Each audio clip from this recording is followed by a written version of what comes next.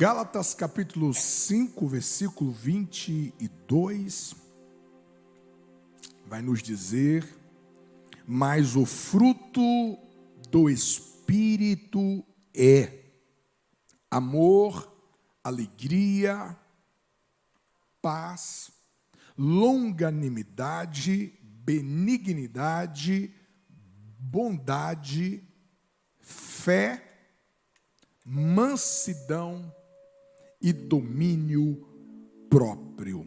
Senhor Jesus, conduza o nosso entendimento a esta palavra, tornando-o cativo a mesma. No poderoso nome de Jesus, no santo sangue de Jesus Cristo. Amém. A nossa intenção é trazer o seu coração a uma busca em favor dessas virtudes. O fruto do Espírito é este lugar que Deus deseja que nós estejamos. O desejo de Deus é que nós venhamos viver essa realidade que está à disposição de todos nós. Na minha primeira intervenção, eu trouxe pelo menos 5 lições que devem me convencer a ter o fruto do Espírito como foco da minha espiritualidade. 5 lições pela qual o fruto do Espírito deve fazer parte das minhas orações, deve fazer parte das minhas petições ao Senhor. Eu disse que o fruto do Espírito é o antídoto contra o pecado. Qualquer pecado que você esteja lutando, o fruto do Espírito será este antídoto para você não ceder a essa tentação. Disse também que o fruto do Espírito é a simplificação da vida cristã. Percebe que quando Paulo falará a respeito das obras do Espírito, ele utilizará plural. As obras são. Existe uma diversidade.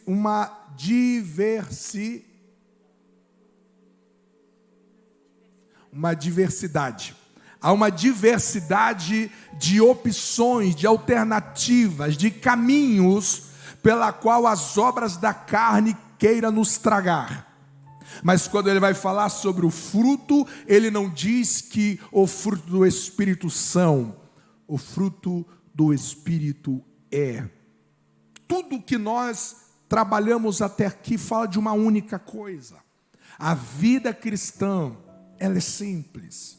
Nós dissemos que se você busca a vontade de Deus, o que Deus quer de mim no meu trabalho, o que Deus quer de mim na minha família, o que Deus quer de mim nessa cidade, é muito simples. O que Deus quer é que essas virtudes do Espírito, este fruto do Espírito apareça através do seu tratar a vida e o seu tratar as pessoas. O fruto do Espírito é o perfeito retrato de Cristo. Nós temos ouvido sempre que nós somos chamados a parecer com Cristo, a imitar a Cristo. Aliás, Paulo vai dizer a Romanos capítulo 8, 29, que nós fomos predestinados a sermos conforme a imagem de Cristo Jesus. Como que eu pareço com Cristo? Como que eu imito o caráter de Cristo?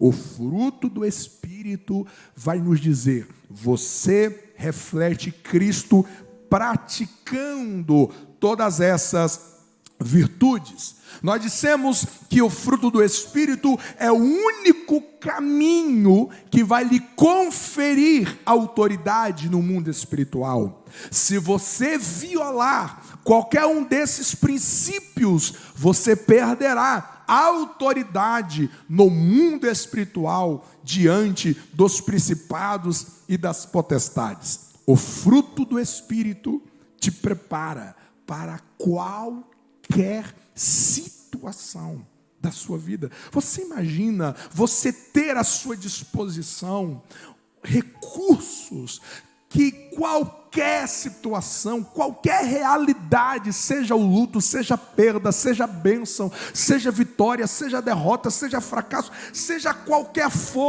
for a agenda da vida para você, o fruto do Espírito vai te habilitar para isso. O fruto do Espírito vai te capacitar para isso. E nós terminamos dizendo que o fruto do Espírito não é algo que está fora de nós, não é algo que você deve orar, jejuar para você receber. O fruto do Espírito, ele está em nós desde a nossa regeneração. Você me entende? Diga amém. Eu quero hoje acrescentar mais 4 razões pela qual você deve buscar o fruto do Espírito, porque essa é a nossa intenção nessa série, fazer com que você tenha fome disso, fazer com que você tenha sede disso, fazer com que isso venha encher os seus olhos diante de Deus. Você deve buscar o fruto do Espírito, porque existem acessos que você somente terá a partir do exercício do fruto do Espírito na sua vida. Existem portas que só se abrirão se o fruto do Espírito estiver em evidência na sua vida, nas suas palavras, no seu trato. Percebe que a última parte do versículo 21 vai dizer que as obras do Espírito fará com que não herda o reino de Deus.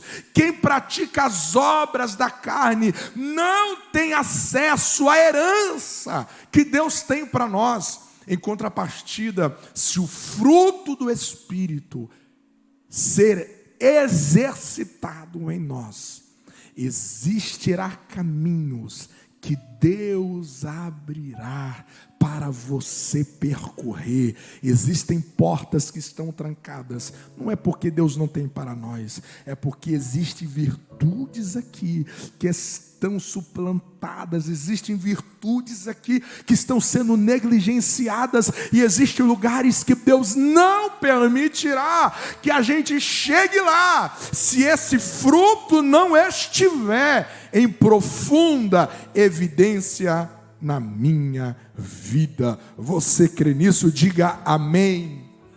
O fruto do Espírito vai medir o quanto que o Espírito Santo possui da sua vida.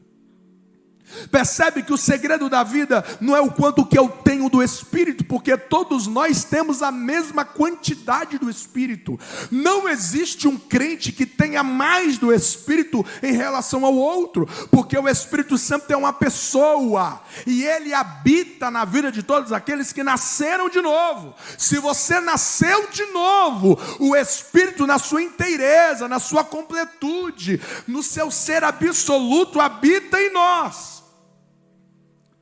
Mas o fato é, à medida em que eu avanço através do fruto do Espírito, eu vou sinalizando o quanto que o Espírito Santo governa a minha vida, o quanto que Ele governa as minhas palavras, o quanto que Ele governa o meu temperamento, o quanto que Ele governa a minha sexualidade, o quanto que Ele governa as minhas finanças, o quanto que Ele governa as minhas emoções. O fruto do Espírito vai ser esse aferidor, o quanto que o Espírito domina o meu ser, o quanto que Ele rege a agenda da minha vida. Você deve buscar o fruto do Espírito, não apenas pelo fato que apenas o fruto do Espírito vai nos dar acesso a heranças que o Senhor tem disponível para nós,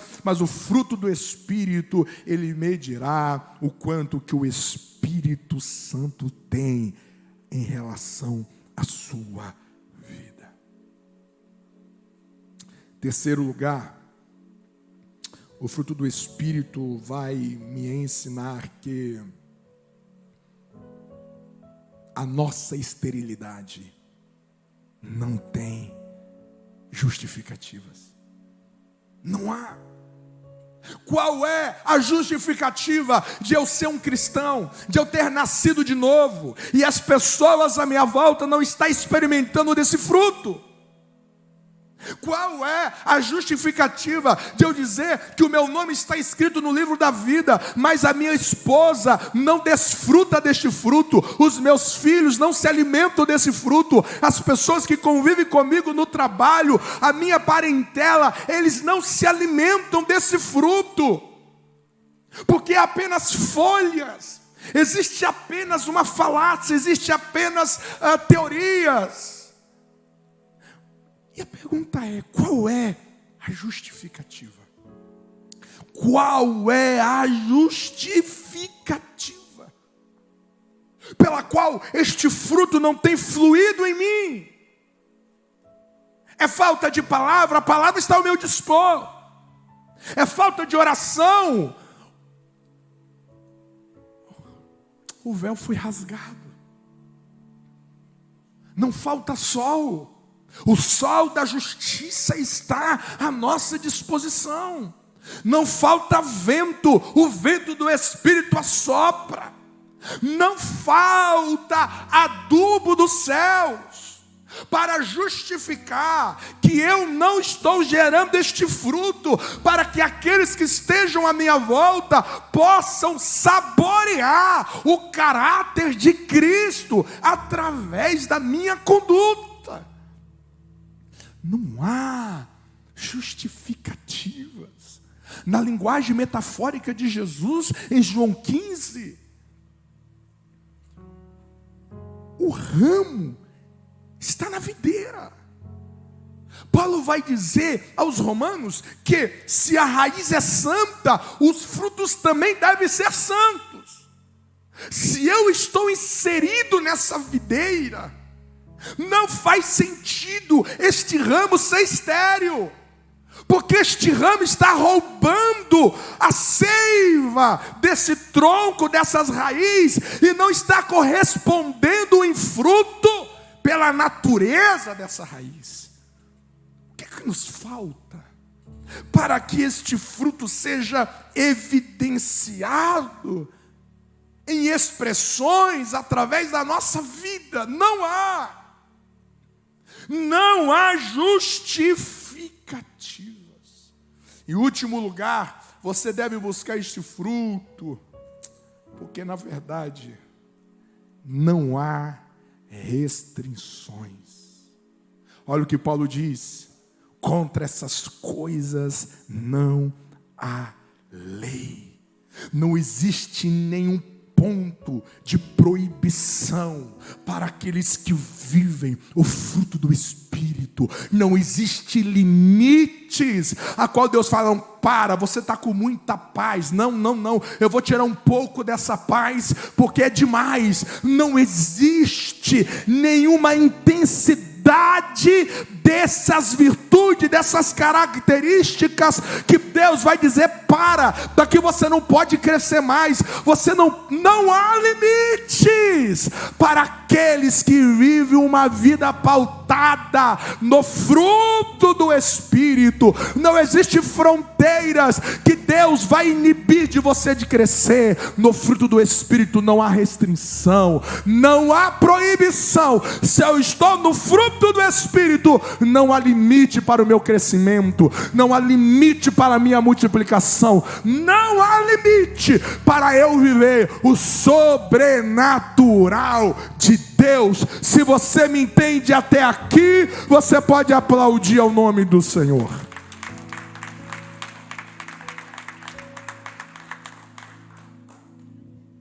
Tendo dito isso,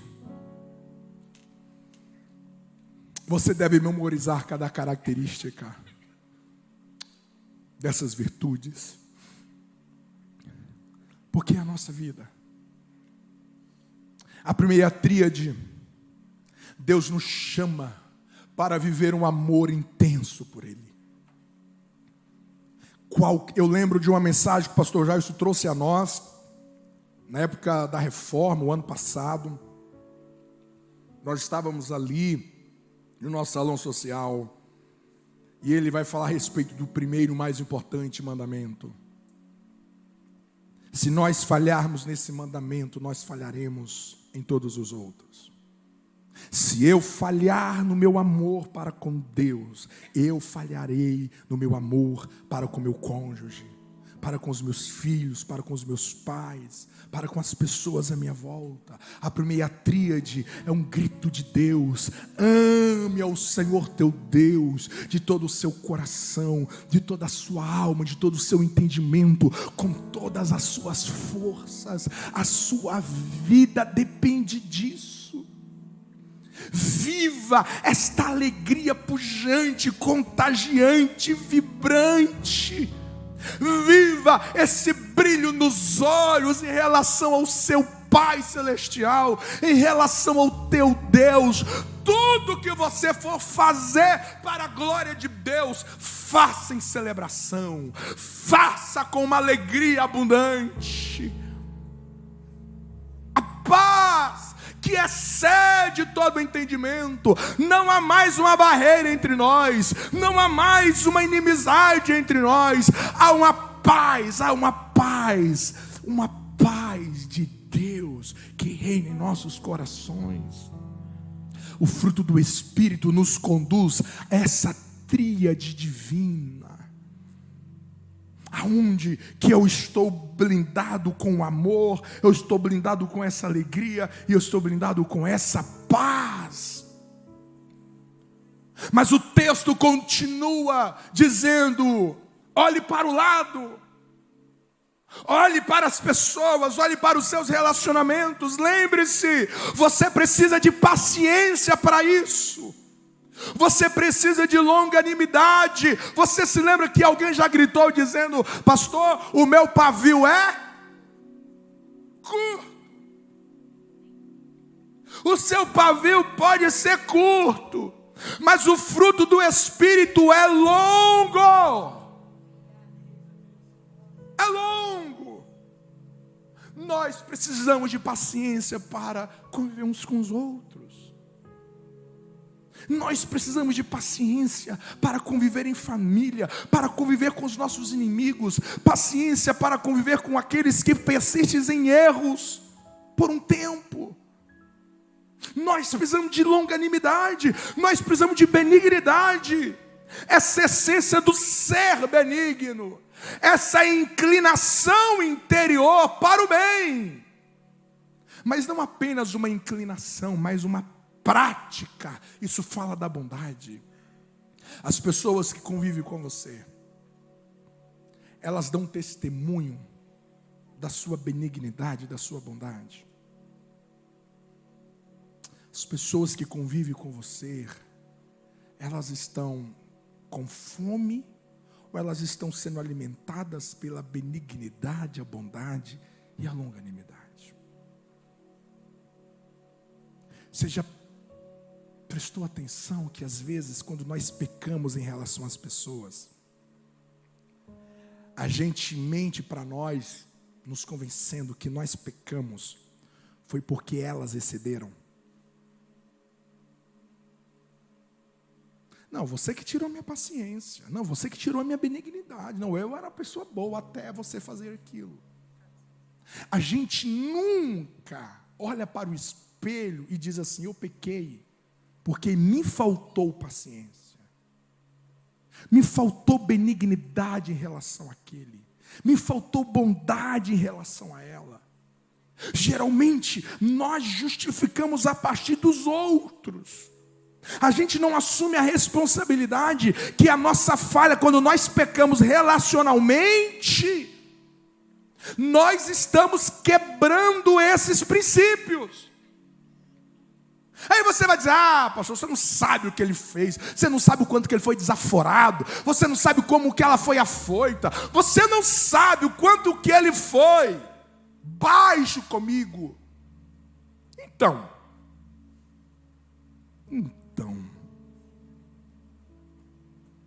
será que equivale o que os homens fizeram com Jesus? Será que equivale o que eles fizeram com Paulo e Silas na prisão? Será que equivale o que Jesus viveu entre os discípulos, seu amigo íntimo? Será que equivale o que essa pessoa fez em relação a você?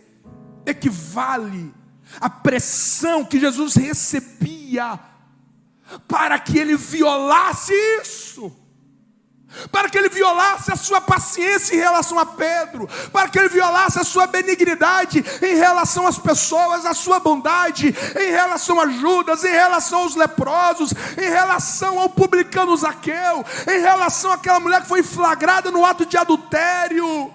Será que Jesus não recebeu pressão suficiente para que ele não violasse a sua benignidade, a sua bondade em relação ao ladrão da cruz? Mas por que ele não violou? Por que ele não quebrou? É porque o Espírito Santo não tinha parte de Jesus. O Espírito Santo não tinha metade de Jesus.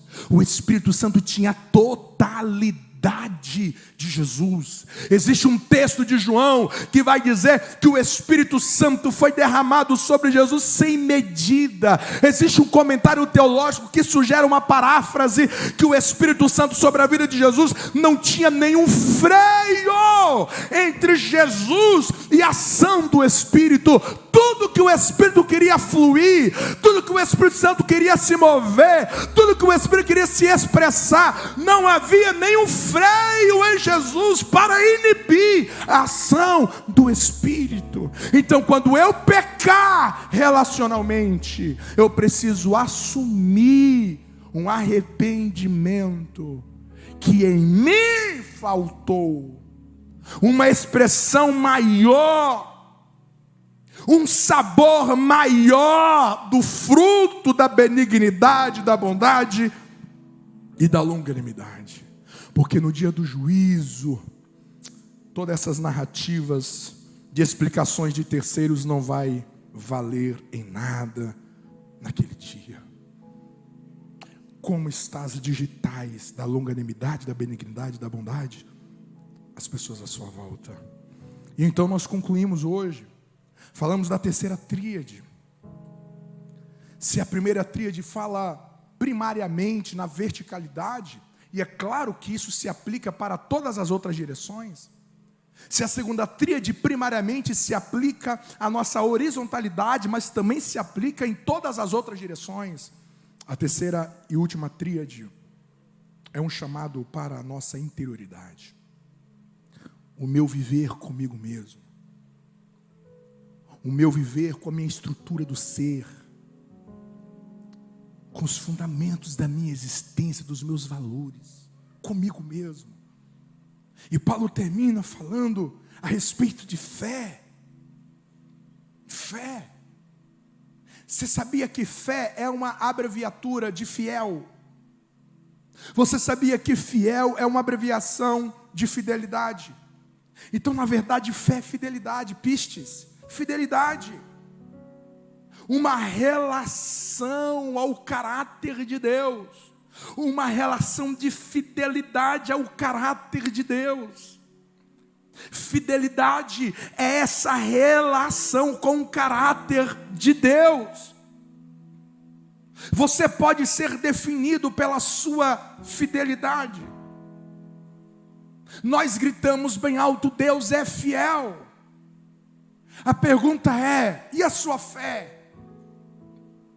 Você lê comigo em Romanos 1 e você vai lembrar que Paulo diz assim: eu não me envergonho do Evangelho. Do Evangelho. Eu não me envergonho do Evangelho de Deus, para a salvação de todo aquele que nele crê. A justiça de Deus de fé em fé. Aí é interessante que quando nós chegamos no capítulo 11, o capítulo mais prático sobre fé, em relação a conceito, em relação à prática, Deus vai dizer que para aquele homem chamado Abraão, considerado o pai da fé, a Bíblia vai dizer que Deus olha para ele e Deus olha para os demais, e o texto diz: e Deus não se envergonhava deles. Olha que coisa interessante. Paulo olha para Deus e fala: eu não me envergonho de ti. E Deus olha e diz assim: eu também não me envergonho de você. quando eu olho para a sua fé, quando eu olho para a vossa fé, quando Deus olha para a sua fé,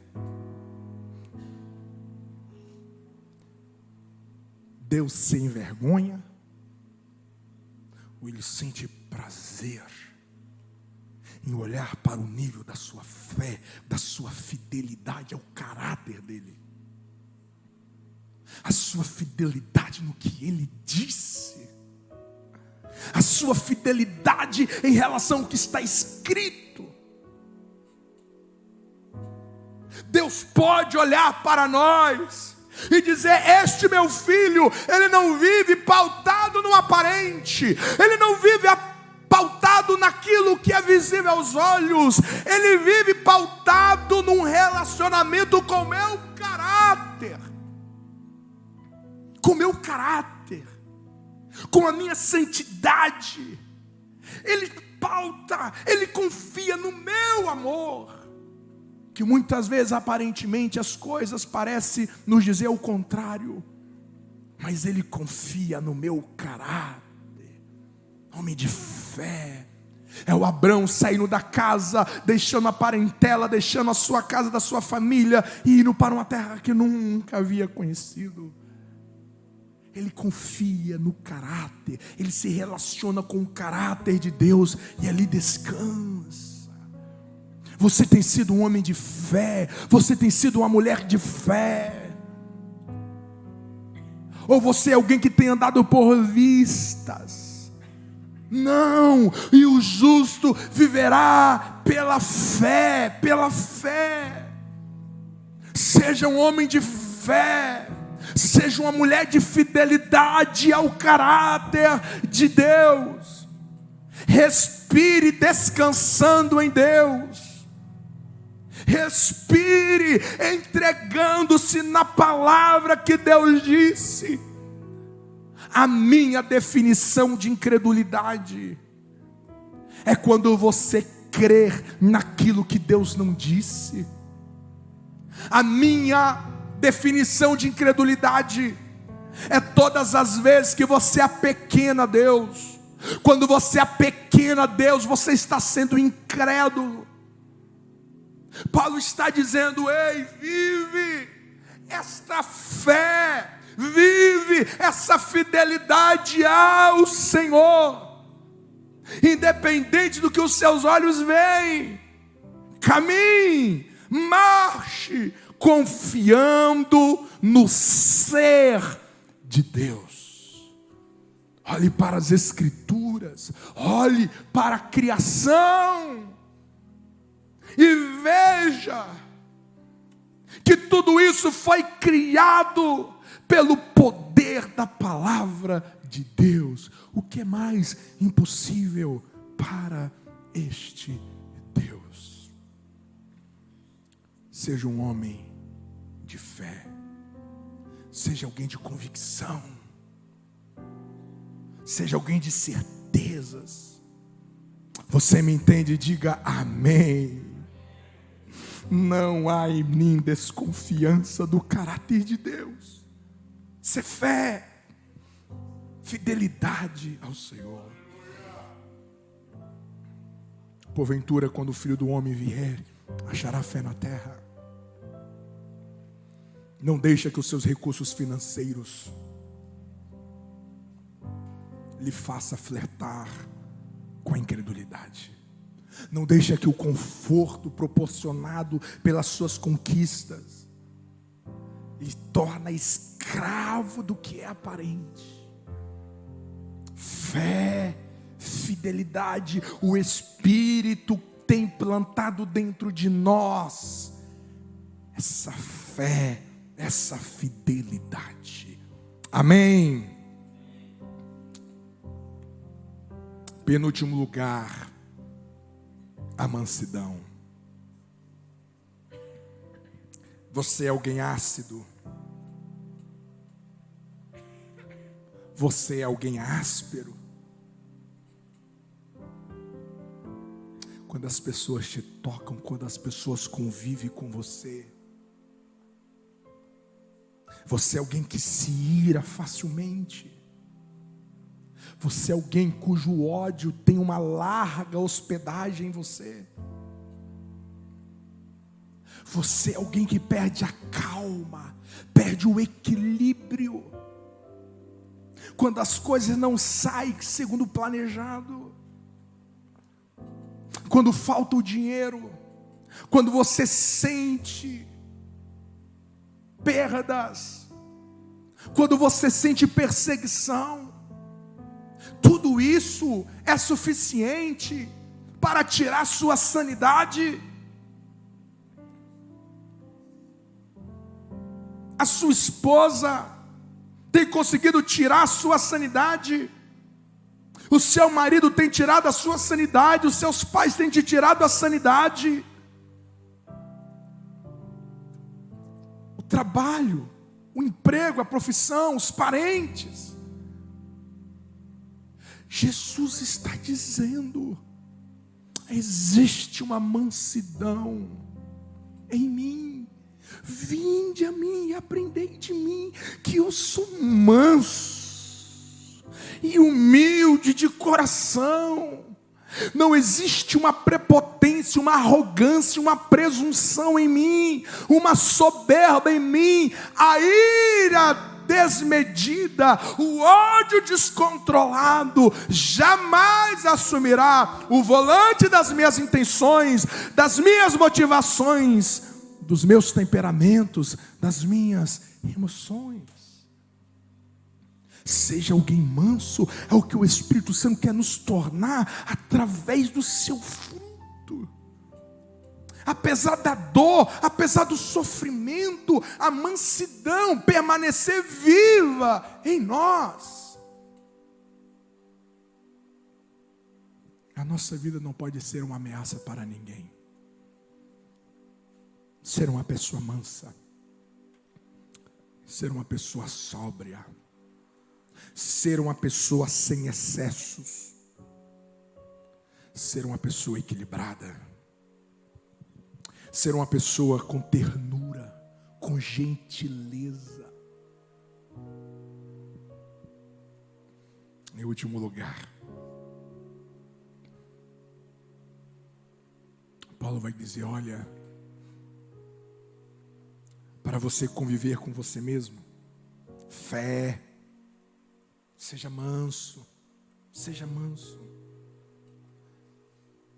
Você já viu aquela placa que diz assim: cuidado,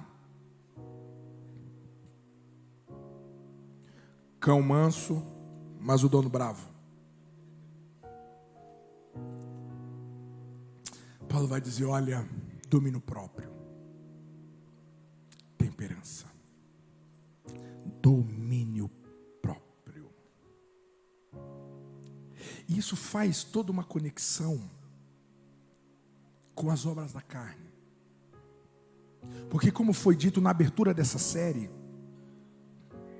as obras da carne está dentro. Está dentro. É por isso que a definição que eu tenho de santidade não é você se proteger do mal que os outros podem fazer a você. Eu preciso ser santo, então eu preciso me proteger dos meus irmãos, eu preciso me proteger do meu colega de trabalho, eu preciso colocar um escudo, eu preciso manter distância, porque ele é tóxico demais. Então, para eu ser santo, eu preciso me proteger das malignidades deles. Santidade não tem a ver em você se proteger do mal que o outro pode te causar. Porque quando Jeremias vai falar sobre enganoso, não é o coração do outro ao meu respeito. Jesus não vai falar só: olha, cuidado com o que entra no coração, hein? Cuidado. Não. Jeremias vai dizer que a natureza pecaminosa, esse coração da natureza, é ele que é enganoso, ele não está fora, ele está dentro. Tiago vai dizer que ninguém é tentado, a não ser pela sua própria concupiscência.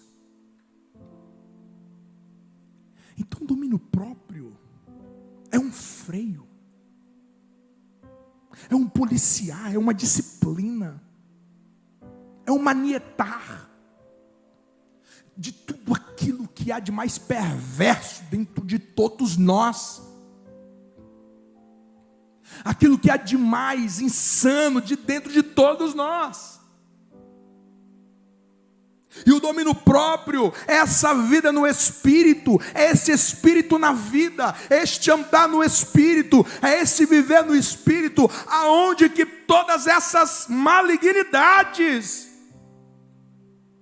permanecem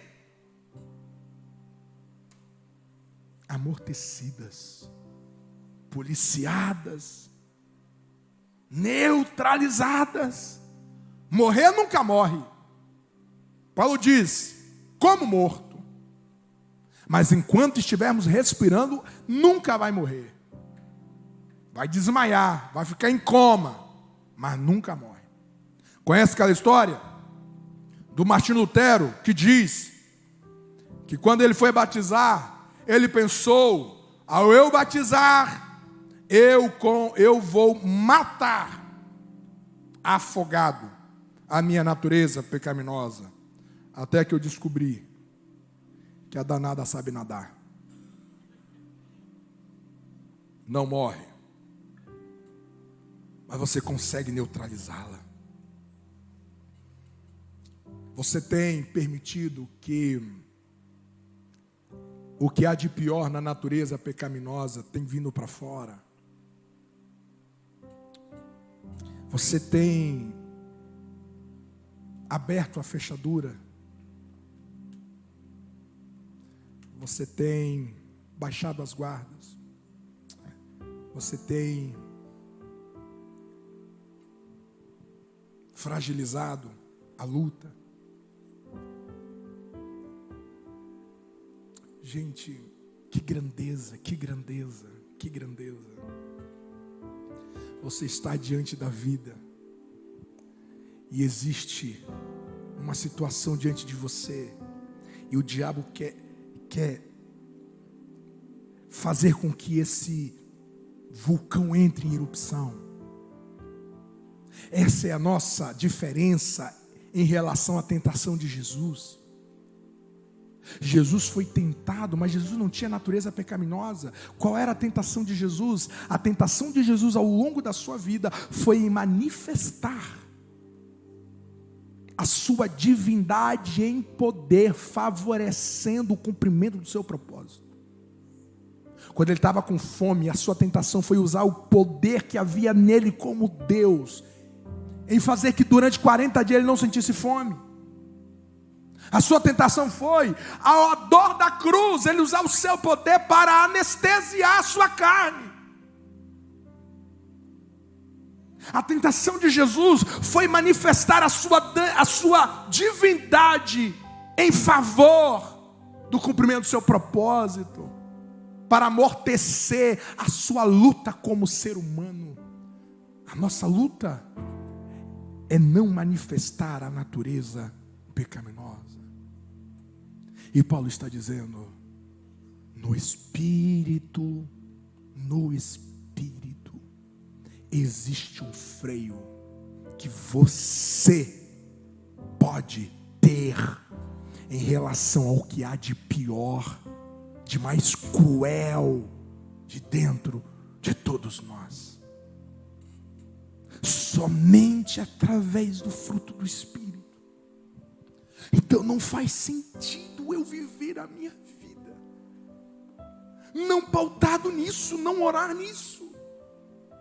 Não faz sentido eu ser um cristão e não saber nem de memória essas virtudes, para que eu possa andar pedindo elas, para que eu possa orar clamando por elas. Não faz sentido.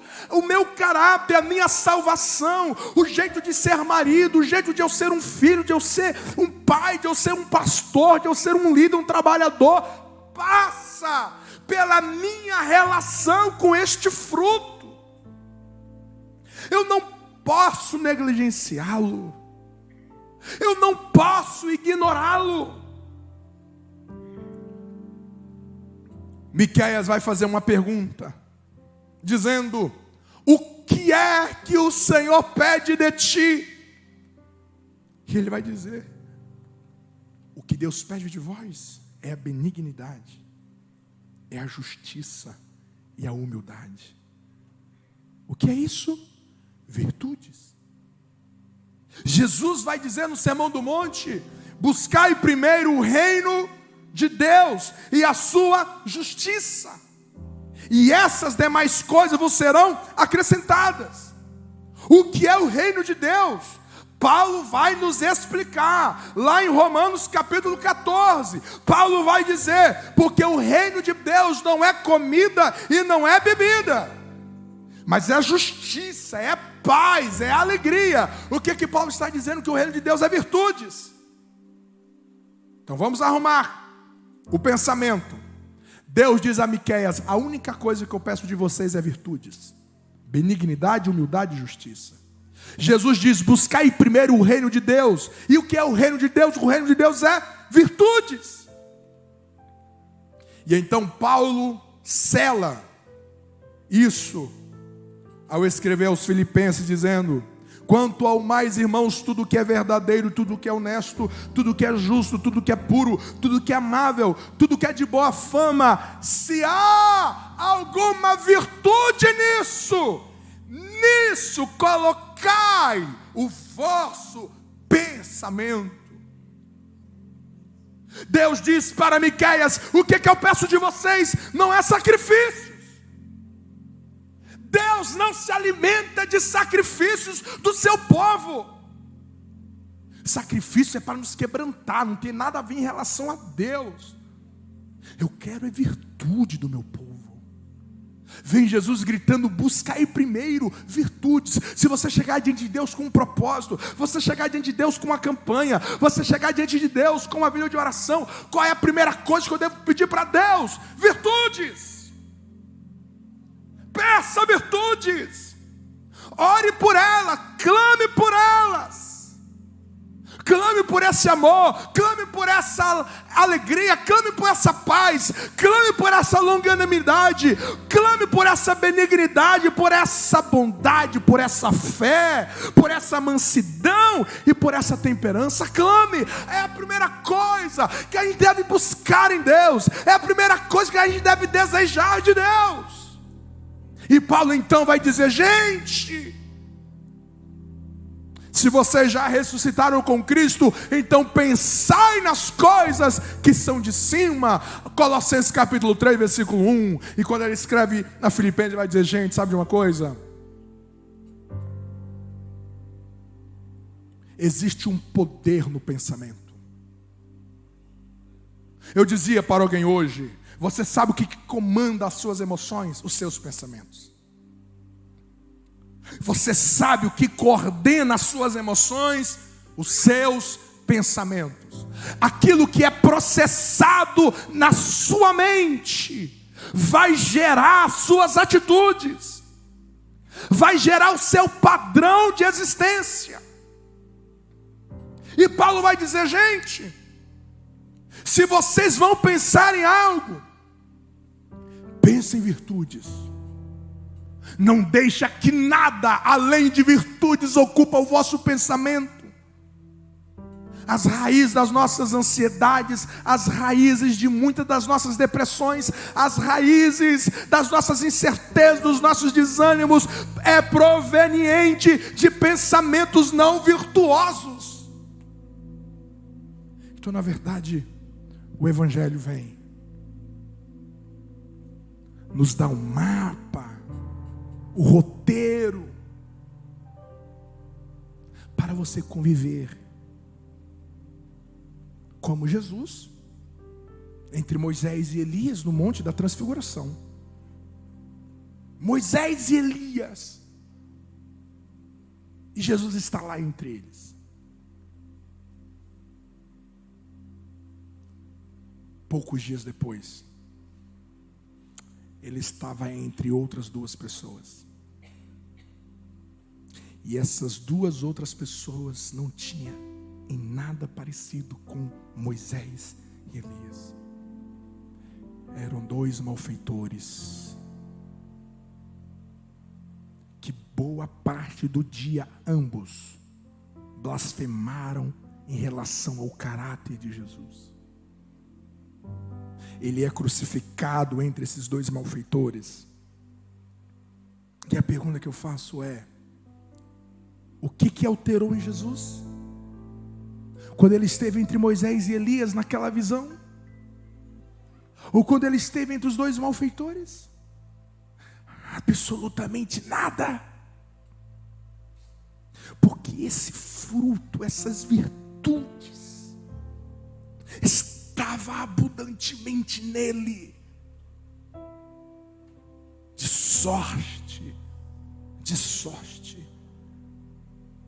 que aqui Deus nos aponta como é possível vivermos o céu aqui na terra, a despeito de um mundo jaz no maligno, a despeito de principados e potestades contra nós, a despeito de uma luta interna da natureza pecaminosa, a despeito de tudo isso, é possível você viver uma paz, você viver uma alegria, você viver uma longanimidade, uma bondade, uma benignidade, você viver uma fé, você viver uma mansidão e um domínio próprio. Oh, bendito seja o nome do Senhor. Respire por isso, anseie por isso, deseje ardentemente isso,